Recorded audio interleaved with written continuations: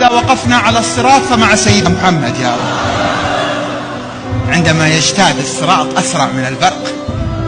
فإذا وردنا على الحوض، الله الله الله، وحبيبي في صدر الحوض يسقي، أبيض من اللبن، أحلى من العسل، أزكى من المسك.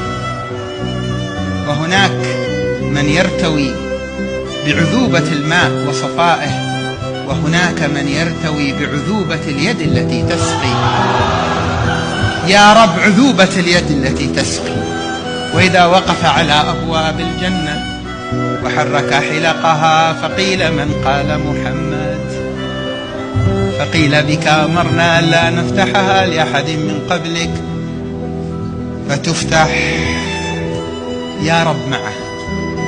أعمالنا لا تجعلنا أهلا لذلك، لكن قذفت في القلوب محبة، قليب فيه محبة على ما فيه، وهو حبيبي قال المرء مع من أحب.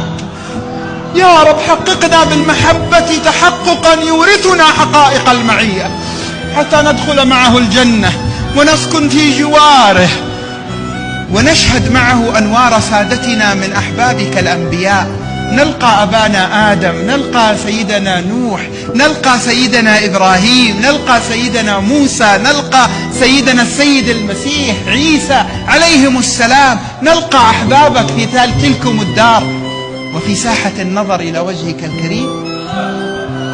الله الله الله، ألذ ملذات الجنة يا رب.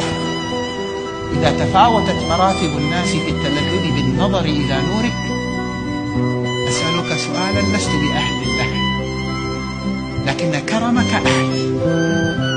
أسألك أن أنظر إلى سبحات نور وجهك بمنظار سيدنا محمد.